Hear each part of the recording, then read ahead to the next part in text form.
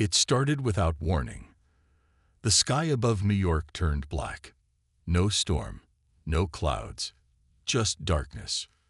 People looked up, confused, as streetlights flickered and phones stopped working. Then came the sound, a deep hum, like metal grinding against the sky. High above Earth, the Vorlak ships arrived. Giant, black machines floated in silence. No one had seen anything like them before. No signals, no messages, just presence. In just 5 minutes, the first city fell. Lasers, red and sharp, cut through buildings like butter. The White House turned into dust. The Eiffel Tower melted like wax. One by one, the great cities of Earth disappeared. The news stopped. Satellites went silent. Planes dropped from the sky. Humanity had no idea what was happening. In an underground base in Nevada, Captain Zora Blake watched everything on a flickering screen. She was a retired space commander, once a hero, now forgotten. Her hair was tied back, her eyes cold. She whispered, "They're not here to talk." Beside her, young tech officer Rafi stared at the maps. "Man, we've lost contact with every major city. Washington, London, Tokyo. Gone. All gone." Zara didn't blink. "How many people are left?" Rafi shook his head. "We don't know. Millions, maybe less. They're killing without a reason." Zara turned away from the screen. "No, they have a reason. They think we're weak." The aliens, the Vorlak, had been watching Earth for years. Quietly, patiently. They studied human weapons, politics, even emotions. And when the time came, they attacked without mercy. They used machines that moved without sound. Soldiers made of black armor and blue lights. They hunted humans like animals. People ran, hid, prayed. But there was no help coming. The armies were gone. The governments were no more. The world was burning. Deep in the mountains, a group of survivors gathered inside a dark tunnel. They were dirty, tired, and scared. Some were crying. Some sat in silence. Zara stood before them. Her voice was calm but strong. "They think they've won. They think we'll stay hidden. But they don't know us." A man stood up. "We don't have weapons. We don't have ships. What can we do?" Zara looked him in the eye. "We survive. We watch. We learn. And when the time is right, we fight." Silence filled the tunnel. Then, slowly, heads nodded. A spark had been lit. Above ground, the Vorlak built towers. They spread across Earth like roots of a tree. From the sky, Earth no longer looked blue. It looked black, covered in alien machines. They weren't just destroying Earth. They were changing it. They used Earth's oceans for fuel. They drilled into the ground to power their ships. The planet screamed, but no one could hear it. One night, in the ruins of an old hospital, Rafi whispered, "Do you think anyone else is still out there?" Zara was cleaning a broken drone. "Yes." "How do you know?" "Because we are." In a cold cave in Norway, a teenage girl hacked into a Vorlak drone and sent a message. In the deserts of Africa, a farmer turned his tools into weapons and protected his village. In the forests of South America, an old soldier trained young fighters by firelight. All around the world, small sparks began to glow. Humanity was not gone. It was waking up.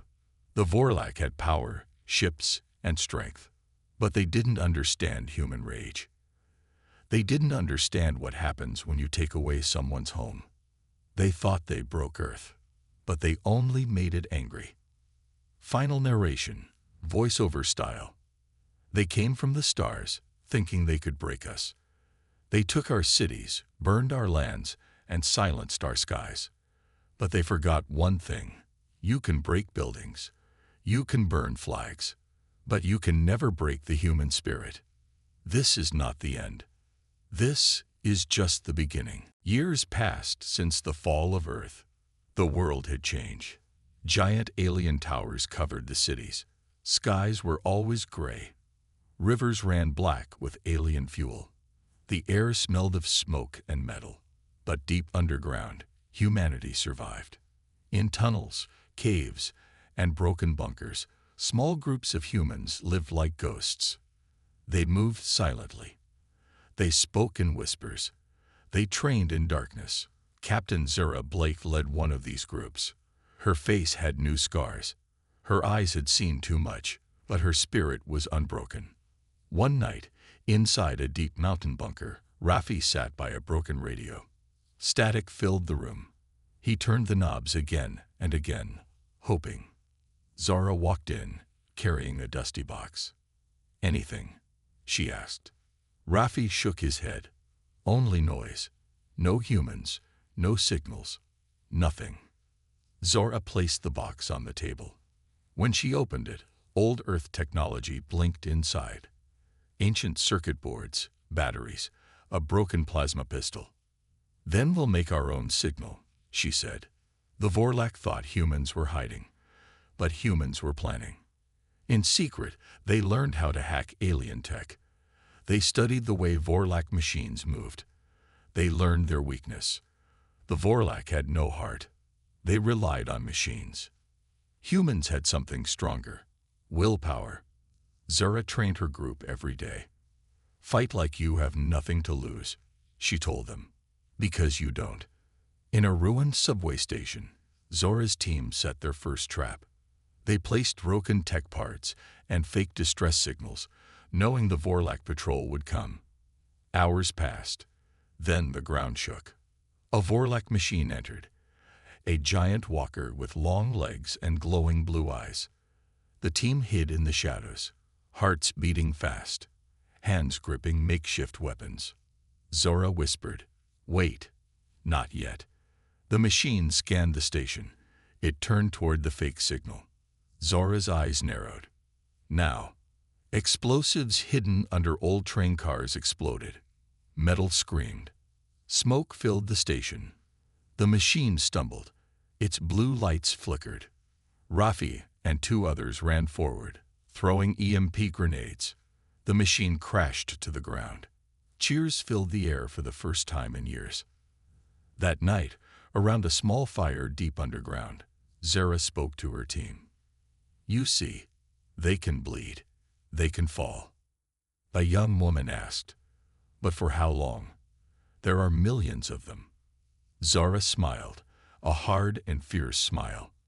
"One at a time." The team laughed. A rare sound, full of life.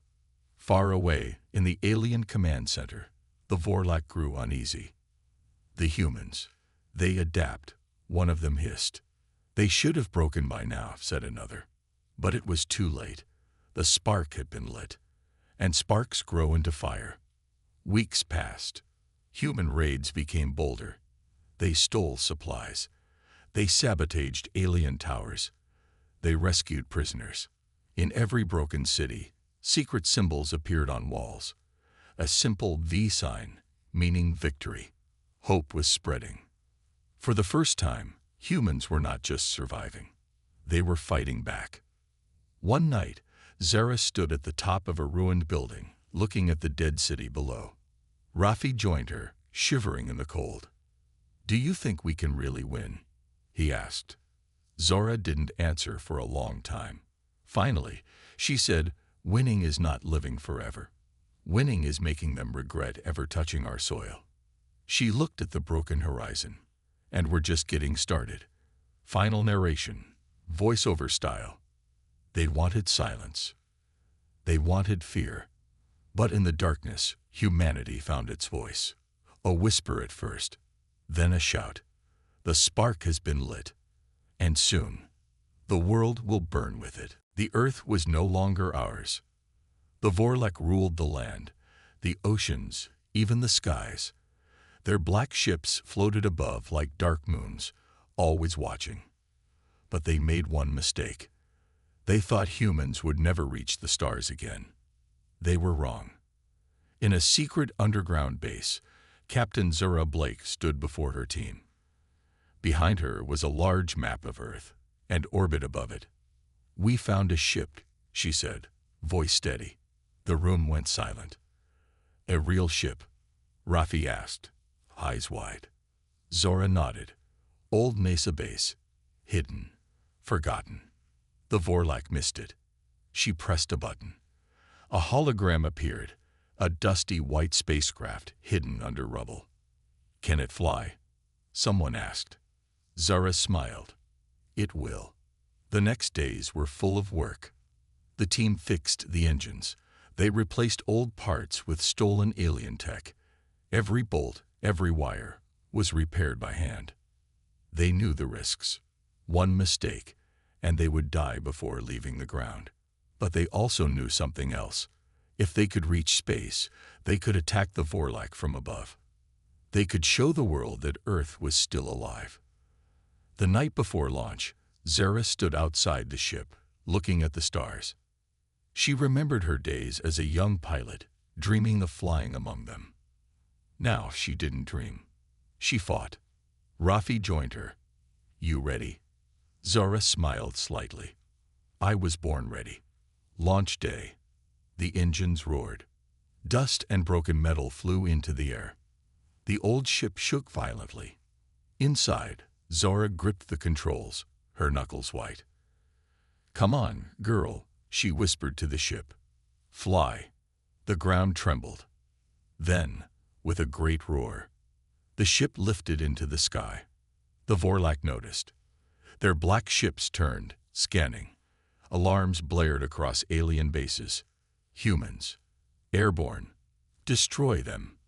Fighter ships launched into the sky. Red lasers lit up the clouds. Inside the ship, Raffi shouted, They're coming. Zora's eyes stayed sharp. Hold steady. The old ship wasn't fast. It wasn't strong. But it was clever. Zora weaved through the clouds, dodging blasts. She used the atmosphere, the winds, the storms, things the aliens didn't understand. Human tricks, human instincts. And one by one, Vorlak ships crashed, burning. Finally, they broke free of Earth's pull. The blackness of space opened before them, endless and cold. But there was no time to admire it. Ahead, a giant Vorlak station floated, controlling Earth's orbit. Zara's target. This is it, she said. The ship's weapons were ready, a mix of human missiles and hacked alien lasers. They had one shot. They aimed at the station's energy core. Zara whispered, For Earth. She pressed the button. The missiles flew fast. The Vorlak fired back, a rain of blue plasma. One missile was hit, destroyed. The second was spinning. The third hit the core. For a moment, nothing happened. Then, a blinding explosion. The station cracked open like a rotten fruit. Fire and metal rained down toward Earth. Inside the ship, the team cheered. They had done the impossible. They had shown the Vorlak that humans still had teeth. Back on Earth, people hiding in tunnels looked up as the black ships above them fell from the sky, burning. For the first time in years, they smiled. Hope was no longer a dream. It was real. Zora piloted the ship back toward Earth. It shook, it burned, but it flew. As they broke back into the atmosphere, Zora whispered to herself, They thought they owned the sky. Now they will fear it. Final narration, voiceover style. We rose from ashes. We touched the stars, and we showed them, this is still our sky. The fire has begun, and it will not stop until Earth is free. The skies were ours again. The Vorlak ships crashed into the oceans. Their black towers stood broken. Across Earth, fires burned. But this time, they were fires of freedom. Humans were winning. But victory brings harder choices than war. In the ruins of an old library, Captain Zora Blake and her team set up a new command base. Raffi studied the map. Most alien forces are retreating, he said. We're pushing them back. Zora nodded but didn't smile. Something's wrong, she said. She was right. That night, a group of Vorlak soldiers came to them, without weapons, without armor. They kneeled in the mud, heads bowed. They were surrendering. The humans gathered around them, confused and angry. Rafi stared at the aliens. Why now? Why surrender? One of the Vorlak, smaller, with golden eyes, spoke. We do not wish to fight. We never did. Our leaders forced us. Zara's eyes narrowed. You destroyed our cities. You killed our people. The alien lowered his head. We had no choice. But we can help you now. Around the campfire that night, the humans argued. They're lying, a fighter said. They're trying to trick us. We should kill them all, another shouted. But some were silent, thinking. If some Vorlak wanted peace, should they be shown mercy? Or would that mercy cost them everything? Zara sat alone, staring at the stars. She thought about the children who never grew up. The cities now turned to dust. The friends she had lost. Could she forgive? Did she even want to? In the morning, Zara made her choice. She stood before the Vorlak prisoners. You will help us, she said. You will give us your codes, your plans, your leaders' locations. The golden-eyed Vorlak nodded. We will. But hear me. Zara's voice grew colder. If you lie, if you betray us, there will be no second chance. The Vorlak bowed. Understood. With their help, the humans struck harder. They found secret alien bases. They freed hundreds of captured humans. They learned about the Vorlak's final plan. A giant mothership, hidden under the oceans, ready to destroy Earth if the invasion failed. Time was running out. One evening, while planning the final attack, Rafi looked at Zara. Are we doing the right thing? He asked. Zara looked tired, older than before. I don't know, she said honestly. But I know this, if we don't end this now, we lose everything. She paused. And they must feel what we felt. No more mercy. As dawn broke, the humans and the surrendered Vorlak marched together. They carried stolen weapons. They carried hope. And they carried anger. Anger that had kept them alive for so long. Far beneath the ocean waves, the final battle waited. The mothership was waking. Its engines rumbled. Its weapons charged. If it rose, it would destroy the last of humanity. There was no time for fear. Only action. Final narration. Voiceover style. Mercy is easy from the strong to the weak. But from the broken to the powerful, mercy becomes a question. Are you still human? After all they took from you. We are about to answer that question. With fire. With steel. With everything we have left. The end had come. Beneath the oceans, the Vorlak mothership rumbled like a living mountain. It pushed through the waves, rising high above the broken earth. Black, massive, filled with weapons, it was death itself. But humanity was ready. This time, they would not run. On a hidden beach, Captain Zara Blake stood with her army, fighters from every corner of the world. Young, old, wounded, angry. They carried stolen alien weapons. They carried broken human rifles. They carried the memory of everything they had lost. The waves crashed. The mothership rose higher. And Zara gave the order. Attack. The battle was chaos. Missiles fired from hidden bunkers. EMP blasts struck the mothership's shields, making them flicker. Drones, hacked by human engineers, swarmed the sky like angry bees. The Vorlak fought back. Blue plasma beams tore through the ground. Explosions rocked the coast. Many humans fell, but they kept moving. Because this was not just a fight for survival. This was a fight for revenge. Inside a battered truck, Rafi hacked into the mothership's systems. Almost there, he shouted over the noise. Sweat ran down his face. Fingers moved fast over alien keyboards. Zara covered him, firing stolen Vorlak rifles with deadly precision. One shot, one kill. One step closer to ending this nightmare. Suddenly, a group of Vorlak elites charged from the mothership. Taller, stronger, armored like monsters. They attacked with brutal force. The humans staggered, but they did not break. Zura picked up a fallen flag, Earth's old blue and green banner, and raised it high. She shouted, voice cutting through the chaos. "This is our world, not yours." A roar answered her. Human strength, human rage, human hope. The Vorlek elites were pushed back, step by bloody step. Rafi screamed, "I have the codes."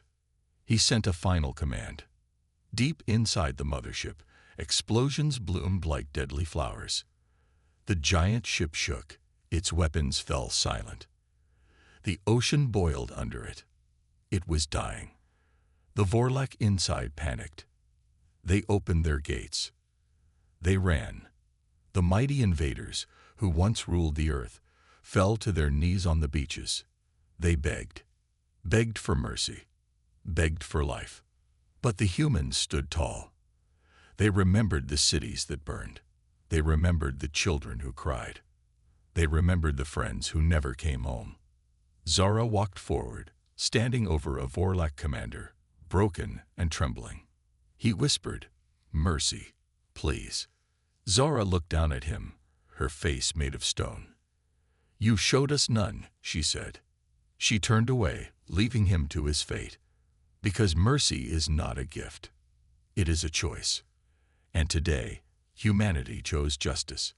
Above them, the mothership cracked in two, falling into the hungry sea.